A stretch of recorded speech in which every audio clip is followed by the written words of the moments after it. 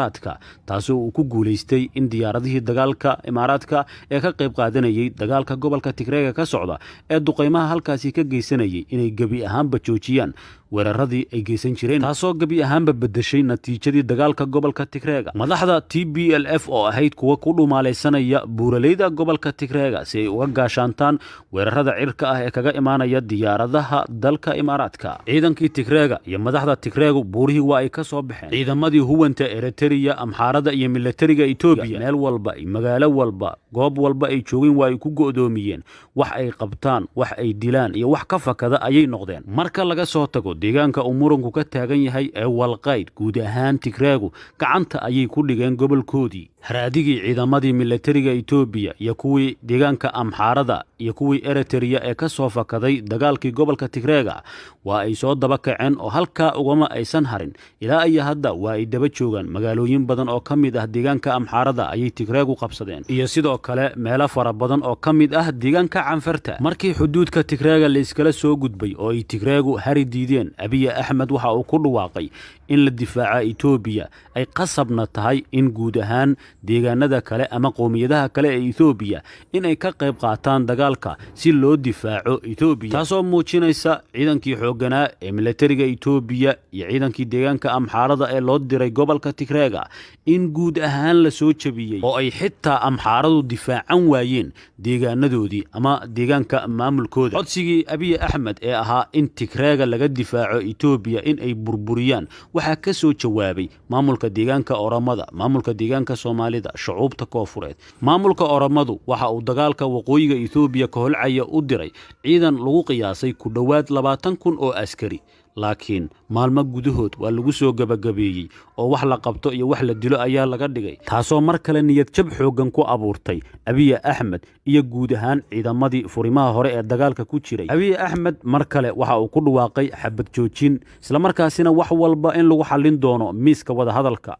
Tigreegu dhag jalaq uma aysan siin oo dagaalka halkiisii ayay ka sii wadeen. ciidamo kale oo ay qabteen ayay soo bandhigeen oo isugu jira ciidamada maamulka Amxaarada iyo militariga Itoobiya, taasoo Abiy Ahmed mar kale ku qasabtay in uu bartiisa ku soo qoro qoraal ku qoraa afka Tigreega, taasi oo uu ku sheegay in Tigreegu ay dagaalka joojiyaan isla markaasina ay beerahooda ku laabtaan oo ay beerahooda iska fashaan, isla markaasina si nabad ah wax walba lagu raadiyo. mar kale dhag jalaq looma siin oo dagaalku halkiisa ayuu ka sii socday. marba marka ka dambaysa Tigreegu waxa ay ku soo siqayaan oo ay u soo dhowaanayaan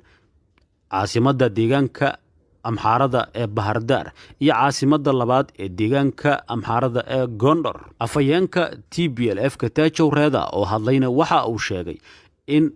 Amxaaradu ay xaqiiqsan doonaan in uusan Abiy Ahmed difaaci karin markii ay Gondor qabsadaan, isla markaasina aysan jirin cid hor istaagi karta ama celin karta awoodda ciidanka Tigreega. Abiy Ahmed wax kasta ee uu sameyn karo waa uu sameeyay si Tigreegu ay u joojiyaan dagaalka ay wadaan, isla markaasina ay ugu ekaadaan deegaankooda. xitaa Tigreega waxa uu ku tilmaamay kansar, ibliis iyo in ay yihiin askarta Tigreegu kuwa daroogaysan, taasoo ujeedkiisu ay ahayd inuu shacabka Itoobiya ku kiciyo Tigreega. sidoo kale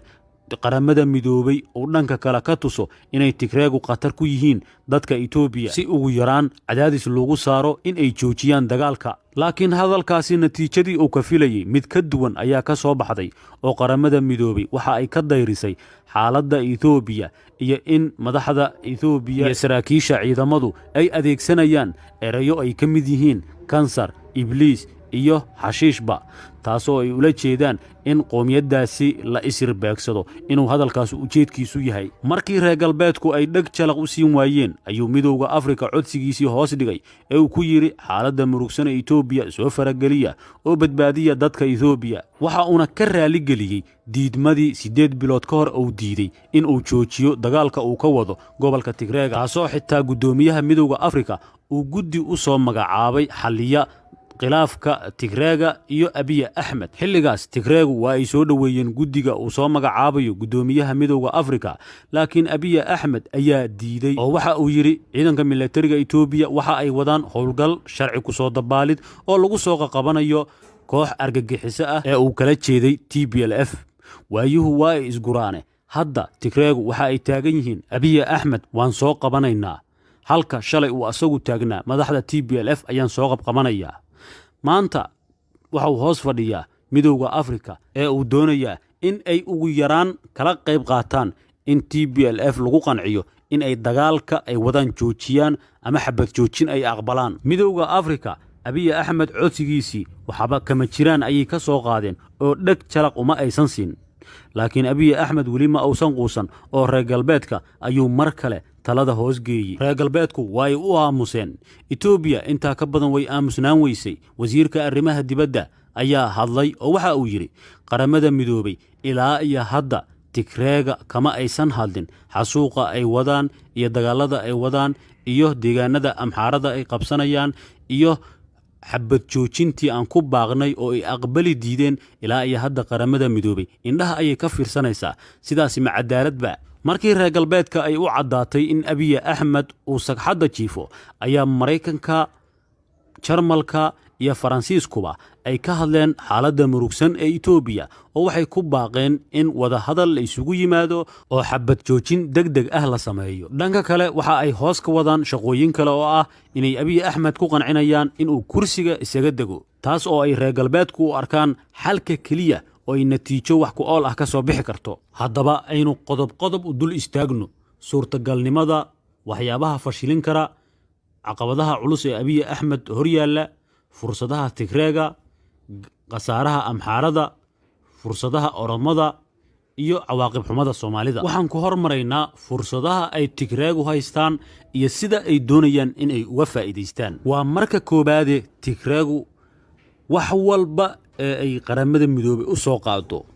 in ay diidaan ma rabaan. yacni marka la fiirsho Abiy Ahmed halka uu marayo sumcaddii ayay ka dileen.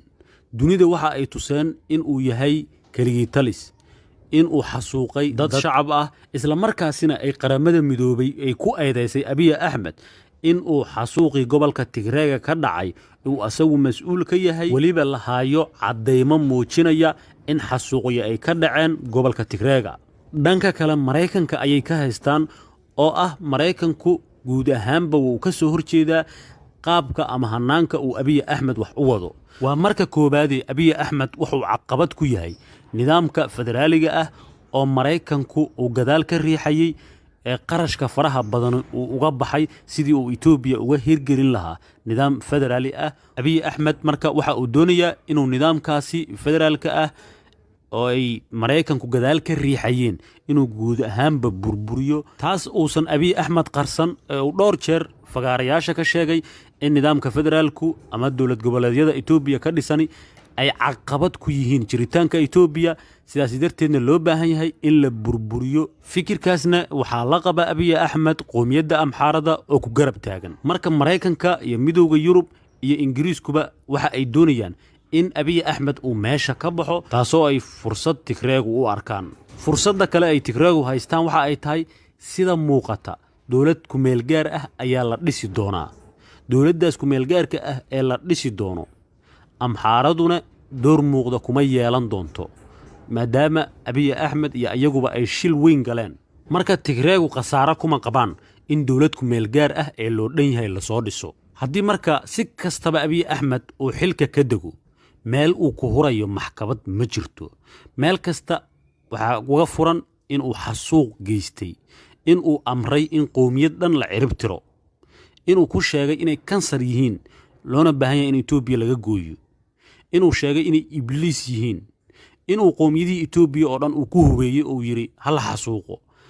inuu gobolka Tigreega uu amray in la duqeeyo oo la xasuuqo dad shacab ah oo isugu jiray caruur, haween, dad ku cibaadeysanayay masaajid iyo kaniisada. adigu Tigreegu qasaaro kuma qabaan haddii xabad joojin la sameeyo ee la yiraahdo dawlad ku meel gaar ah ayaa la dhisaya. yacni dhinacna loo huri maayo in dawlad ku meel gaar ah la dhiso. waxa la isku hayay waa kursiga. Abiy Ahmed waxa uu difaacanayay oo wax u xasuuqayay ee uu shilalka waaweyn u galayay ee uu dadkii ay Oromada isla ahaayeen ee asaga soo saaray waa Baqala Garba iyo Jawaar Maxamed iyo siyaasiyiinta kaleba uu u xiray waxay ahayd sidii uu kursiga ugu sii seeta dheeraysan lahaa ama uu u sii joogi lahaa meesha.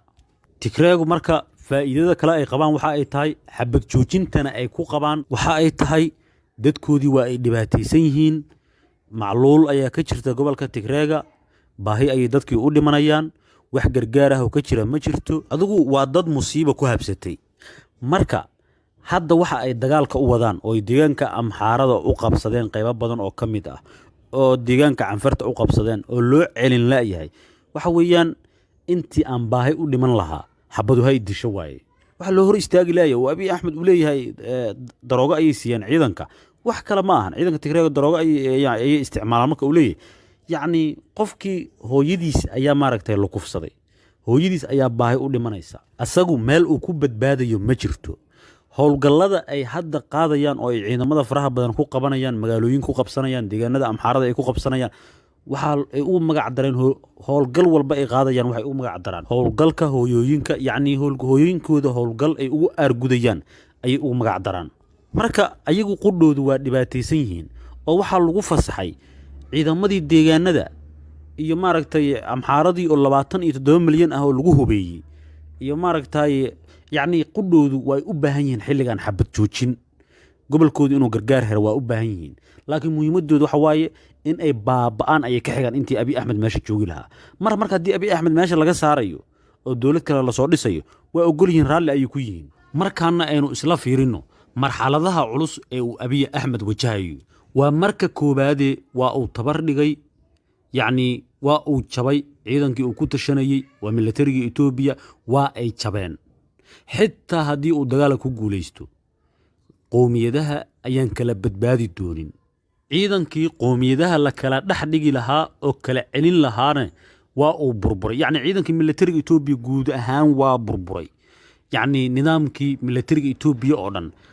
gacanta ayuu ka baxay. ciidankii wax dhaawaca, wax dhintay, wax ay Tigreegu qabteen, inta harsanna waxaaba la leeyahaaba waxa caafimaad qabahay waa ay ku yar yihiin. yacni dagaalkii 8 bilood socday ayayba ku waasheen ayaa la leeyahay. niyad ahaan, caafimaad ahaan, wax walbaba waa ay ka dhinteen. taangiyada Itoobiya oo aan markii horeba badnaynba meesha ayay ka baxeen, wax la gubay, wax la qabsaday ayay noqdeen. beebayaashii meesha ayay ka baxeen, artillerigii, BMkii, wixii oo dhanba, yacni awooddii ciidanka militariga Itoobiya meesha ayay guud ahaanba ka baxdayba. marka ciidamada deegaanada ee hadda la hubeynayo iyo dadka shacabka ah qoomiyadaha ee la hubeynayo, yacni way ku adkaan doontaa Abiy Ahmed. xitaa haddii uu guulaysto, ayaga ayaa islaynaya, wax kale dhex geli karaanba jirinba. haddii uu xilka ka dego, uusan badbaadin oo maxkamad ayuusan ka badbaadin, iyaduna dhibaato ama caqabad ayay ku tahay. haddii uu ku sii adkaysto inuu meesha joogane, ama wuu ku dhiman doonaa, ama maaragtay xaalad halisa ayuu geli doonaa, xabsi ayuu ku dambayn doonaa. yacni wax u haray haba yaraatee ma jirto. waxay u badan tahay ayaa la leeyahay marka ujeedka ugu weyn oo hadda u dalbanayo in yacni xabad joojin la sameeyo waxa ay tahay dhiig joojin ayuu ka wada ayaa la leeyahay. yacni inuu wax isku duuduudo ayuu rabaa. wixii ciidanka ka soo haray militariga inuu maaragtay isku aadiyo oo ay waqti ay maaragtay ku nastaan qaataan. ciidamadii kale oo deegaanada uu isku duudo, ciidamo kale oo hor leh uu qorto. adigu ninkani inuu maaragtay isdhiibo marnaba diyaar uma ahan. oo haddii uu wanaag rabo ama uu rabo inuu xil wareejiyo, waxaa la leeyahay dagaal ma uusan galeen, maaragtay xasuuqyada intaas la eg ma uusan geysteen. macanga kaligii talis ah in uu yahayne way iska caddahay. marka yacni kursigaas inuu ku dhinto ayuu ka xigaa intii uu si nabad ah intuu ku wareejiyo, asagana maxkamad la soo taajin lahaa. markaana aynu isla fiirino khasaarada Amxaarada, yacni sida ay la rabo haddii ay wax u dhacaan oo ah in Abiy Ahmed meesha ka dego oo wadahadal la furo, dowlad ku meel gaar ah la dhiso, khasaarada Amxaarada ku dhici doontahay maxay tahay? waa marka koobaade Amxaaradu takoor ayay ahayd weligeedba. yacni qoomiyadaha kale oo dhan waxba kama jiraan ayay u aragtaa. ayaguna waxay u arkaan qoomiyadaha kale oo dhan, waa 80 iyo dhowr qowmiyadoodii, waxay u arkaan cadowgooda koobaad inay Amxaaradu tahay. qoomiyad walba cadowgeeda koobaad Amxaarada inay tahay ayay aaminsan tahay. Amxaaraduna waxay aaminsan tahay waxa kaloo dhan in ayadu dhulka kale talo. haddii la yiraahdo Amxaaradu waxay aaminsan tahay in Amxaaradu taliso in ay mudan tahay oo aysan dadka kala mudneen. haddii dhul la yiraahdo dhulka in ay Amxaaradu ay leedahay ayay aaminsan yihiin. ama Oromo ha deganaato, ama Soomaali ha deganaadaan, ama maaragtay Tigray ha deganaato, adugu dhulka Itoobiya asal ahaan inay amxaaradu leedahay waxa kaloo dhan ay aruuris yihiin ayay aaminsan yihiin dowladda ku-meelgaarka ah ee lasoo dhisi doono marka saamayn muuqata kuma yeelan doonaan amxaaradu maadaama ay shil weyn galeen yacni abiy axmed ayay la dhici doonaan abiy axmed ayay la hari doonaan yacni waxa abiy axmed ku shaqaysanayay oo shilalka waaweyn geliyey oo eedaysan oo inay gobolka Tigreega xasuuqiye ka geysteen ku eedaysan waxa ka mid ah madaxda amxaarada qowmiyadda amxaaradu sidii u dhan tahay xasuuqii gobolka Tigreega ka dhacay qayb ayay ka ahaayeen sidii Tigreegi oo 27 sano Itoobiya xukumayay ee dadka iska xasuuqayay ee dadka jajuubayay looga saaray qadka yacni waa la kohsaday nacayb Tigree loo qabo ayaa abiy axmed lagu soo saaray waataad ogeydeen Tigreegu yacni inay soo noqon doonaan ayay u maleynayeen laakiin waxa weeyaan qowmiyadihii kale ayaa ka hiiliyey soo maaha marka sidii oo kale amxaaro jaranjarada ayaa laga deji doonaa weliba Tigreega waa laga sii necab yahay ayaga yacni Tigreegu ma aaminsana in ay deegaanka Soomaalida ayagu leeyihiin laakiin amxaaro way aaminsan tahay Tigree ma aaminsana inay deegaanka oromada ay ayagu leeyihiin laakiin amxaaro way aaminsan tahay Tigreeg ma aaminsana inay Binshaangul leeyihiin laakiin amxaaro way aaminsan tahay marka amxaaradu takoor weeyaan marka la fiirsho Tigreega marka loo fiirsho way ka sii liitaan amxaarada marka loolan culus ayaa dhici doona haddii Itoobiya burburto lagu kala taga meeshane oo yacni sida Tigreegu rabaan oo ah in maamul walba ay goonidiisu maaragtay hawshiisa u jarto oo Soomaalidu doonid gooniya noqoto oromaduna sidoo kale amxaaraduna sidoo kale ayaguna sidoo haddii ay sidaas noqoto amxaara ayaa ku dhib qabta maxaa yeelay Tigreega oo ay Itoobiya oo dhan u soo wadatay way iska celi waayeen ayaga oo kaliya haddii ay helaan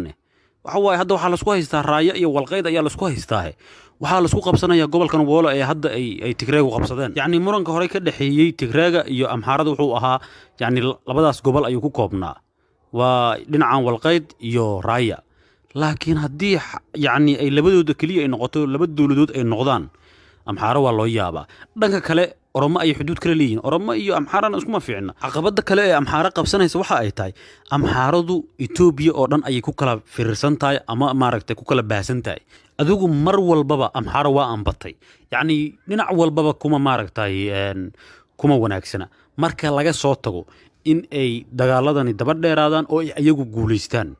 waa suurtagal wax walba macquul haddii ay guuleystaan nidaamkoodii soo ceshadaan oo abiy axmed la guuleysto hawsha saas ay ku socoto waa gooni laakiin haddii laga guuleysto oo ama dagaal looga adkaado ama maaragtay ama ay saameyn muuqata ku yeelan waayaan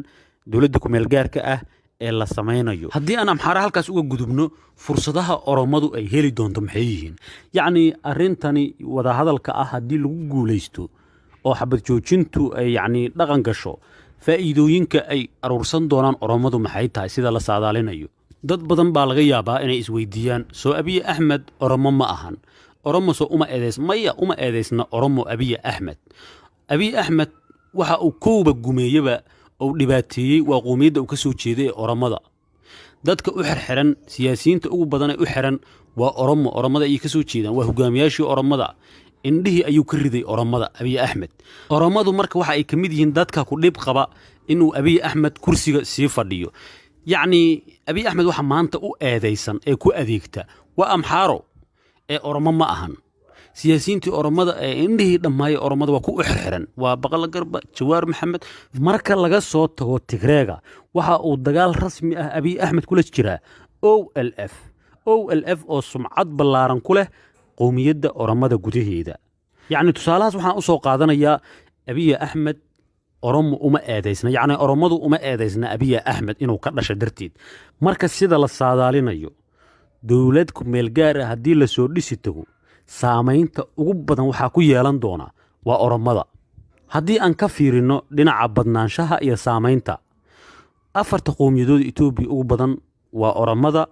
waa amxaarada waa Soomaalida waa Tigreega afartaas ayaa ugu badan sida ay u kala fursado badan yihiin ayaan fiirinaynaa afartooda marka la fiirsho horta amxaaro iyo Tigreeg waa isku dhagan yihiin oo yacni midba midka kale inuu u taliyo yacni kama suurta gasho Soomaaline waxaa yacni etoobiyaan rasmi ah ma ahan ayay aaminsan yihiin cid wax u dhiibanaysa soomaaliya ma jirto codkooda xataa lama dhegeysto waad ogeydeen dadkii la xasuuqay garbaciisa lagu xasuuqay cid sheegaysa miyaa la arka waa maye yacni soomaali cid wax u dhiibanaysa maanta ma jirto horeyna waxba looguma dhiiba jirin haddana loo dhiiban maayo taas waa middaas ciddii soomaaliya ah oo etoobiyaannimo ku dheggan oo aaminsan inay etoobiyaan tahay ayada ayay dhibaysaa ayada ayaa ku bugta marka aan fiirino marka oromadu sumcad ahaan marka la yiraahdo way ka sumcad badan tahay tigreega iyo amxaarada dhowr sababood dartood yacni marka la fiirsho shilalka ay galeen ama dhibaatooyinka ay geysteen amxaarada iyo tigreegu oromo ma aysan geysan oromo waxa uu soo dhowaaday inay taliso waa abiy axmed asaguna shakhsi ayuu ahaaye taladu oromo ma aysan lahayn ee amxaaro ayaa iska lahayd yacni daaha gadaashiis waxaa ka maamulayay amxaaro magacaas uun oromo ha sheegto laakiin amxaaro ayaa gadaal ka maamulaysay marka oromo weligoodba waa ku dhib qabayn etoobiya cid ay maanta la diriirsan yihiin oo laleeyahay qoomiyad hebel ayay ishaystaane amxaaro ayaa ugu dhow amxaarona ayada ayaa dulmin jirtay oromada dowlad kumeel gaara ayaa la soo dhisaya haddii la yidhaahdo cidda faa'iidada ugu badan ku qabi doontaahi waa oromo sida muuqatoo la saadaalinayo ugu yaraan oromadu fursad kale haddii aysan helin godka uu abiy axmed ku riday waa ay ka soo baxayaan dhanka kale soomaalidu haddii sida ay hadda yihiin sii ahaadaan haddii aysan go'aan rasmi ah ka qaadan marxaladaha etoobiya ay wajahayso haddii aysan tala rasmi ah ku wajihin wax walboo etoobiya ku soo kordha waxay noqon doonaan sidii ay awal ahaan jireen wax wanaaga iyo xushmad ah iyo ixtiraam ah oo etoobiya kula hayeen ma jirto nidaamkii yimaada ama xisbigii yimaada ayaa ku adeegta cidda ay doonaan ayay u magacawdaan qofka ay doonaan ayay ka xiraan cidda ay doonaan ayay mar garanaysa ayay ka dilaan yacni wax xushmad ah oo etoobiya soomaalidu ku haysato haba yaraatee ma jirto yacni nidaamkaas etoobiya inay ka mid ahaadaan dhanka kale wasiirka gaadiidka etoobiya xog hoose ayay fashilisay iyo go'aanka rasmiga ah ee abiy axmed oo ay la shaqayso oo ayna ka mid tahay dadka sida